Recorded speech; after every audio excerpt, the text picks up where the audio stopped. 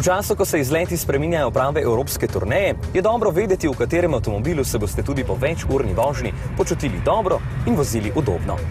Za pretekle generacije Mondea je veljalo, da so se zanj odločali prav tisti vozniki, ki so želeli takšen avtomobil. Čeprav je zelo dolg in širok, bo marsikomu postal všeč že na prvi pogled. Ne samo zaradi kroma in lepo oblikovanih linij, ampak tudi zaradi velikih prilagodljivih ksenonskih žarometov in prav posebne maske. 18-palčna platišča iz lahke litine so skoraj smetana na torti, saj avtomobil brez njih ne bi prejel toliko pogledov.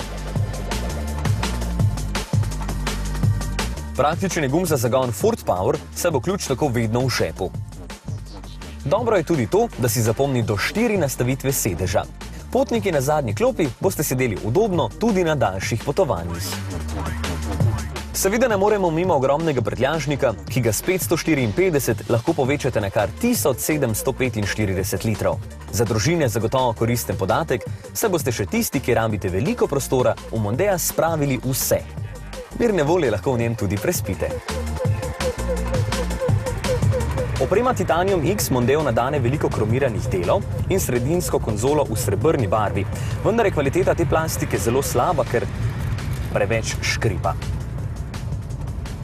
Med merilnikoma vrtljave in hitrosti je tudi informacijski sistem Ford Converse Plus z barvnim zaslonom.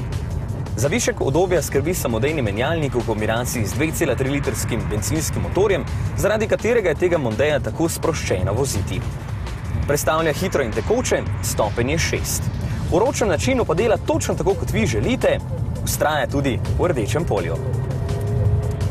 Ker avtomobil tehta poldrugo tono, je poraba goriva po napovedih tovarne dobrih 9 litrov, na testu dobrih 10.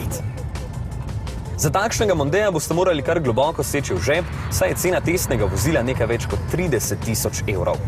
Za ta denar boste dobili res veliko udobja in prostora. Pravi avtomobil za družine, ki imajo nekaj več pod palcem.